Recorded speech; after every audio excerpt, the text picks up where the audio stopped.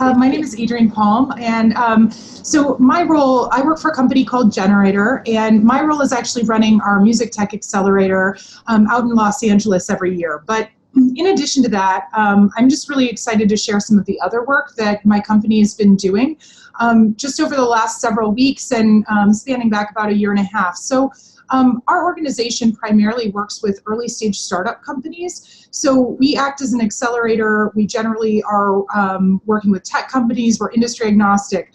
But a couple of years ago, our mission statement is really around being a community's best investment in themselves and in their best and brightest. And what we saw was missing was that component of connecting a lot of artists with the kinds of resources and programs that we were providing for the startups in our community. And I should mention that we are a Midwest-based company. So we're co-headquartered in Madison and Milwaukee, but we have offices all across the Midwest. And one of the opportunities that we saw was to work in Milwaukee directly with a local radio station, 88.9, to create a musician accelerator. And that really consisted of providing grants for musicians early in their career. And we then expanded that program into Detroit in partnership with the Motown Museum and Titletown Tech and some other partners. We've now expanded also our backline program into Cleveland. So we've been working with musicians for some time by providing these $20,000 grants and then working with them over the course of 12 weeks, much like we would work with a startup to help them become sustainable. But what we've been focused on for these last few weeks is really transitioning to a tool for musicians and artists, as well as the startups and businesses we work with, to provide emergency resources. So we launched the emergency response program, initially to help small businesses by helping them work their way through the available federal loans, as well as other locally focused resources. And we've just recently expanded that to include an emergency response program for artists and one for musicians. And we are actually right in the middle of that right now. So yeah, that's kind of a little summary of the work that we've been doing. And that's consisted primarily of webinars that are happening on a daily basis to address various topics of concern. So whether it be applying for EIDL and PPP grants as an individual artist, or whether it be, enhancing your digital presence or working on mental health issues that are coming up during this time, we have those topics all addressed in our webinars. And then we're also offering one-on-one services. So, and we're doing that obviously free of charge during this time. So that's not something that we're charging for. It's just kind of the way that we're looking at giving back to the local communities. But it's been very quick to stand it up. So I'm happy to discuss that further, but I've gone on too long, so I'll hand it off. This is Meara with Music Portland, and we are a quite young, new 501c6 trade organization to unite, defend, and amplify the whole music ecosystem in Portland, which punches far above its weight for the 28th largest city in the United States.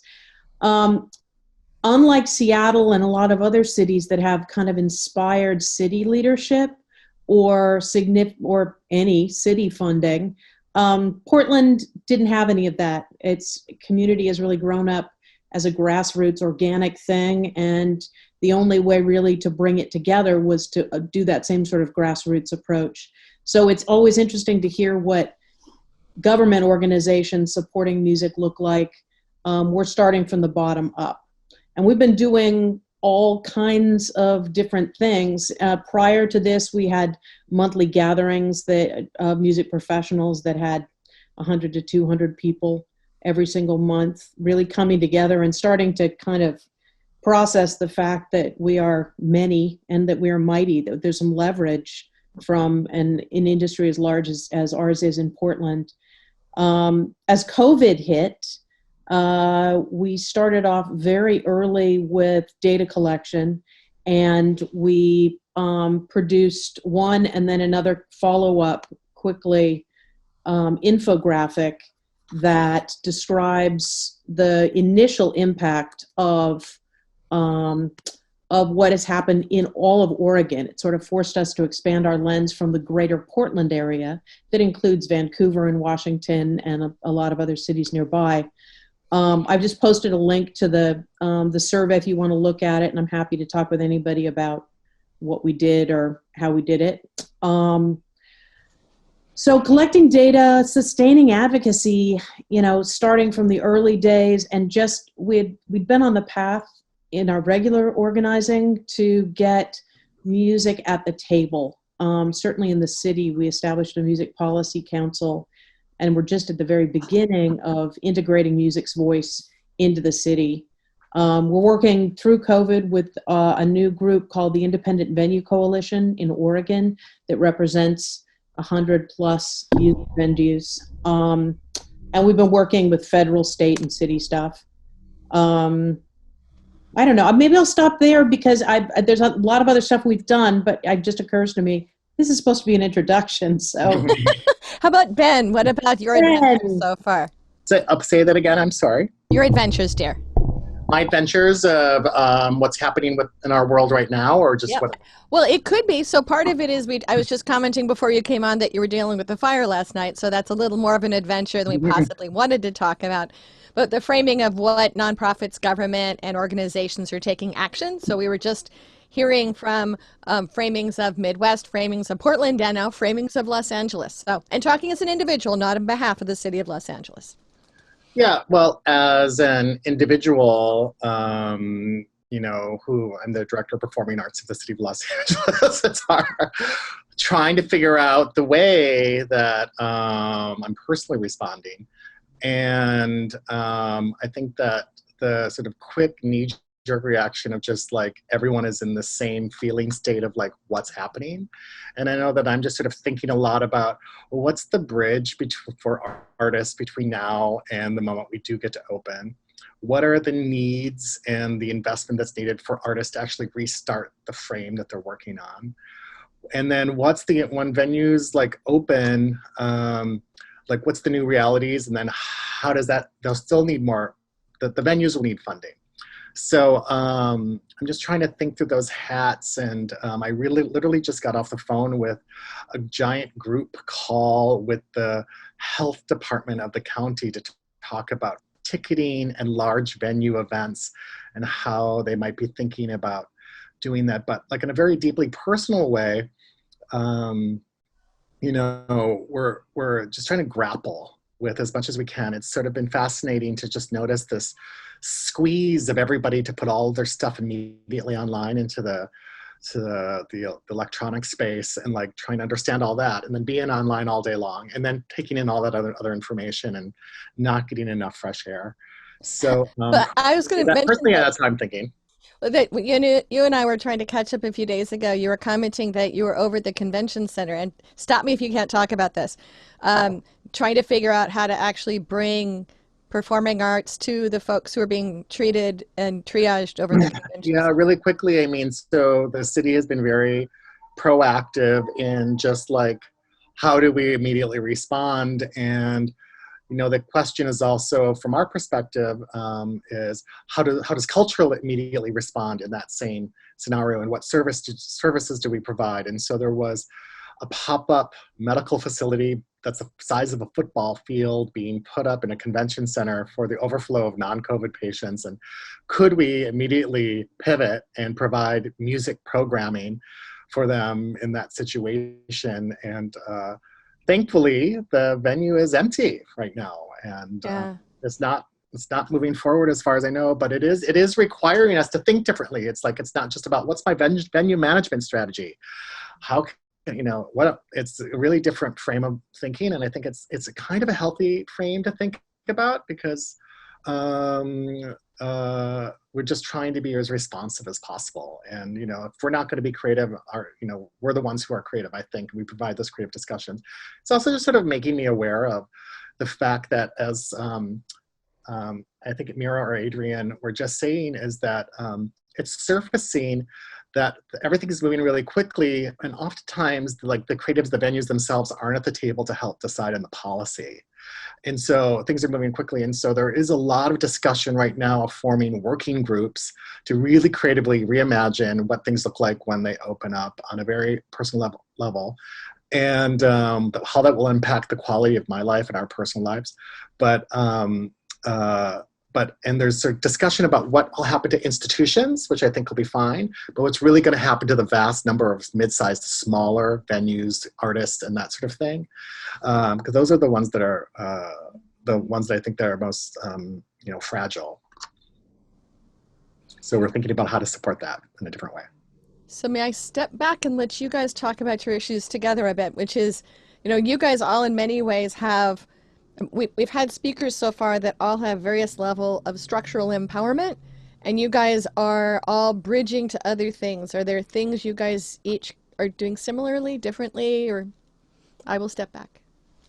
I can just quickly jump in if that's okay and just say what we're about to do is propose a very interesting small scale but starting to be big scale venue working group to sort of like immediately work with our health department based on the information they give us about how we can quickly adapt and open up our spaces as efficiently as possible. And that's looking at the social distancing, how are people doing ticketing, how is merch sold, what's the space look like, what's the artist amenities backstage, how do you quickly move into that space? So that's what we are going to start doing really quickly. That's one of our immediate strategies. Yeah, we've in Portland started a sort of the same kind of grassroots conversation because the venues, particularly the mid to larger independent venues in Portland are trying to figure out how they can even consider opening. Smaller venues, I think, can maybe sustain a 50% capacity, and still put on a show and create maybe the opportunity for social distancing. But a large 1,000 or 2,000 cap room, you can't even afford to heat it for that. So looking at different things, it did spur an interesting conversation where people were saying we should have a contest to design the proper sort of face covering that could access a cocktail. So you're talking about that too, about the impact of alcohol sales and ability to drink. You got to be thinking this way. So we're thinking of maybe having a slightly tongue-in-cheek, but who knows, maybe between all of us and all of the listeners, somebody's got the perfect solution that will make it possible. And it's one of those little details we have to be thinking about. There's a lot of really serious stuff, and there's also some important alcohol-based logistics we got to wrangle. Yeah. I would just add to that, to build on that a little bit, coming from the perspective of working primarily personally in music tech, we're seeing a lot more interest from artists to engage with new platforms and to find ways to connect in different ways. And these, very early stage companies that I've been working with for the last couple of years all of a sudden are seeing a huge amount of new traction and interaction and feedback from artists that they've been desperate for a long time. So that's been really encouraging and exciting to see. I would say on a more pulled back perspective from our company learnings recently, I mentioned that we're Midwest based, but we actually have a broader presence than that very recently. So we've been running these business focused emergency response programs in markets like Houston and Pensacola, Florida, and Oklahoma City and Lincoln, Nebraska, and all over the Midwest, but then also a little bit down south. And what's been interesting is through those business programs, we've also seen that urge or the reach out from artists and musicians who have seen other things that we're doing just through checking out our platform and have requested, the services that we're providing in other markets. So we've really expanded what our offering is to hopefully reach artists and musicians that are in areas that just don't have as much access. So for example, we just finished up a Puerto Rico-based emergency response program focused on small businesses. And with that, we came to realize that a vast majority of the businesses that we were talking to weren't even aware of the federal loans that were available to them or anything else. And now we're standing up specifically a musician assistance program in Puerto Rico as a response to our initial findings with those business conversations. So seeing that interplay, I think, between early stage music tech startups, more traditional businesses, and the artists in the community that those businesses exist, and how they all interact with one another has been really eye-opening.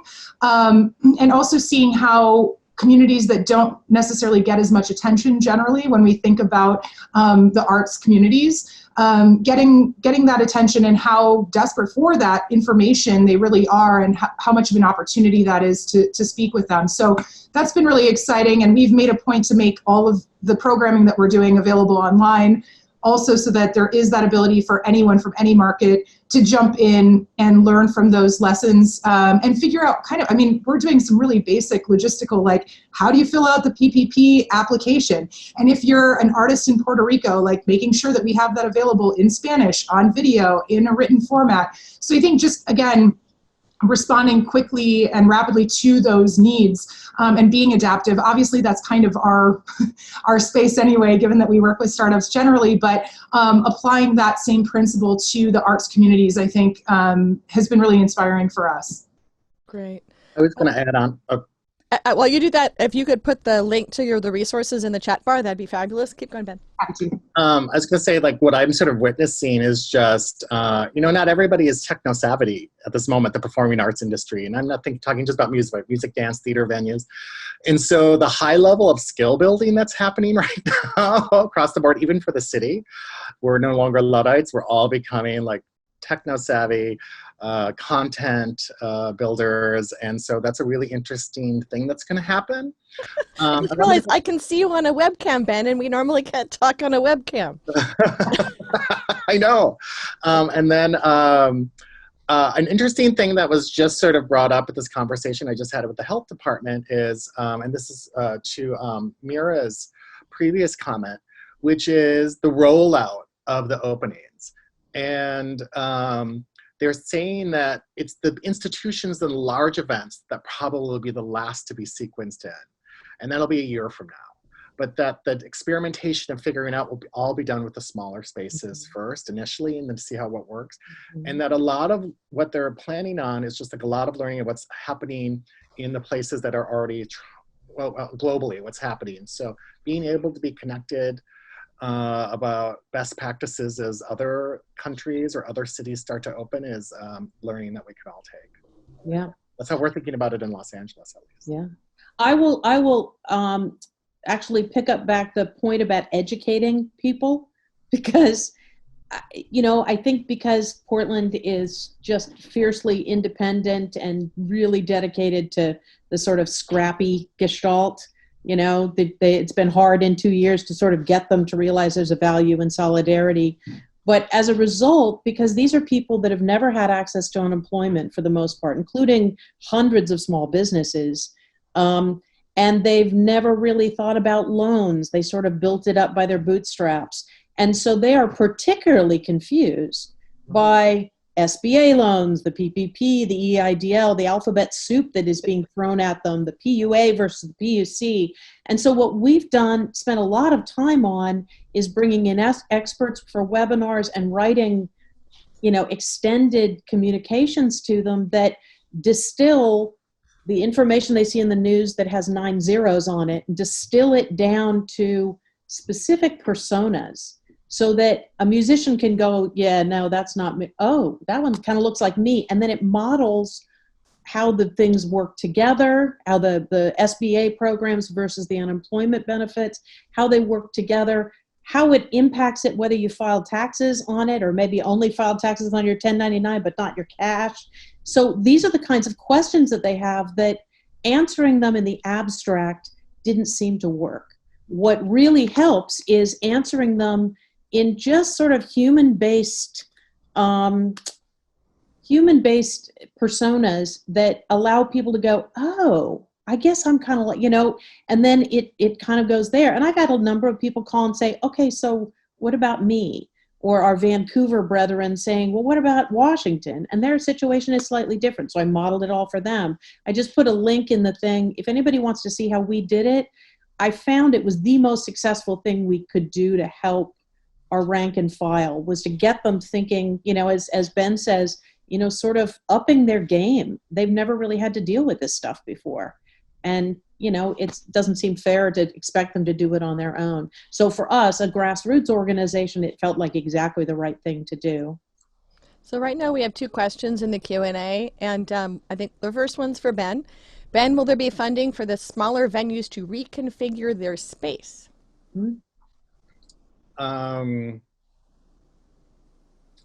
Not from the Department of Cultural Affairs, I don't think. The city is also going, well, because I'm a municipality, we're going to suffer the same kind of budget cutting, and as well as staff furloughs. And so that's our new reality that we're dealing with. And I'm not sure about from the county, you know, LA's got a city and a county. I think that it'll be about creatively reimagine. You'll have to reconfigure your space because you'll probably be forced to if you want to reopen. And I think we just need to think creatively about how the redesign looks.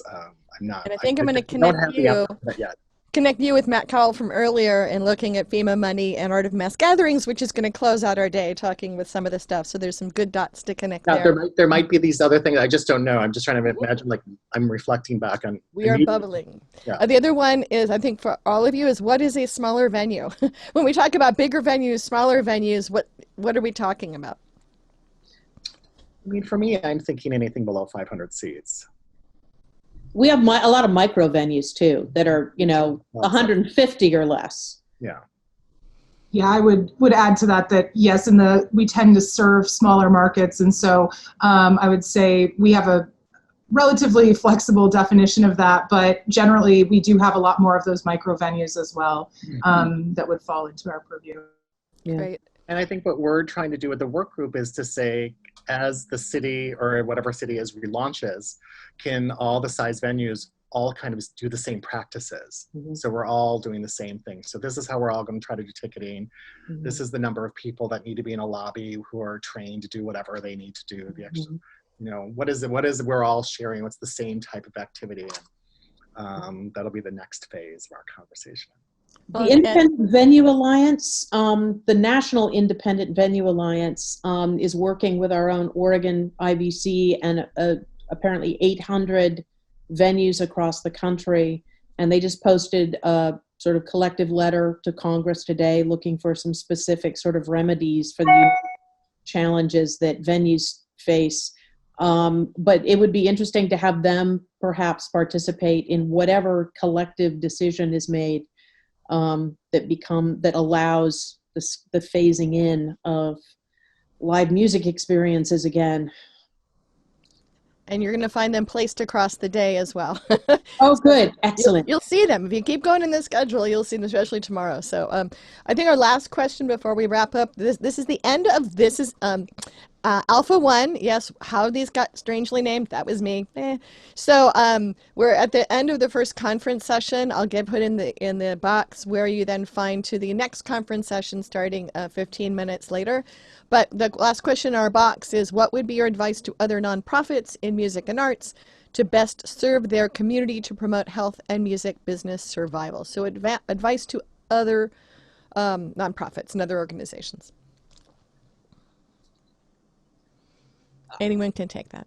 Okay.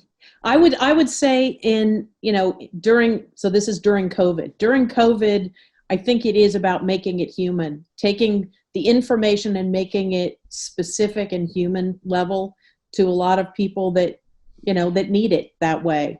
Also to make sure that you're engaging people to each other. We're doing things called huddles where we'll have, every Thursday evening, you've got a Zoom meeting, but there's no leader. There's somebody that'll break out people into small groups. So keep people connected in the same way that we were doing in the before times, and create some sort of creative offerings that just remind people why we're in this at all and why it matters. So try to find a little joy in it.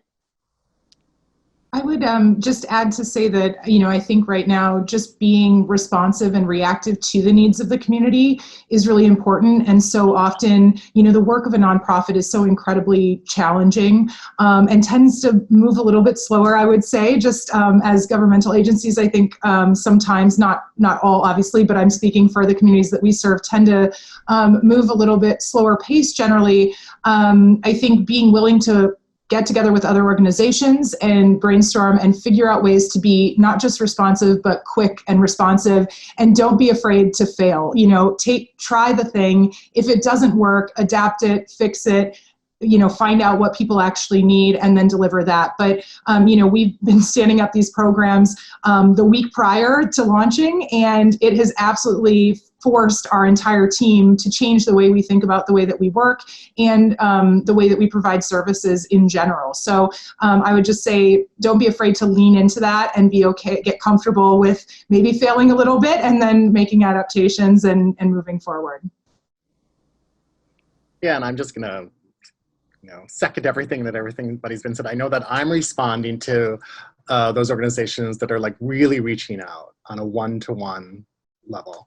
And I guess my recommendation is to continue to try to do that, try to be as creative and innovative as you can. To Adrienne's point, just see what works, but then also don't be afraid to ask for money. Yeah. I guess I have one thought to close this out, and it is that Ben and Danielle and their team put together a bunch of working sessions on LA 2028 to convene people not that many months ago to talk about where we all wanted arts to go in Los Angeles with this calendar point into the future. And a lot of people were talking about hypothetical, how to comment on life and what it would be and how to structure. And it almost was an interesting stake in the sand as to the kind of where we thought we wanted the organizations to go and work together and all the different issues. And that's almost the same incarnation that we're staring at now.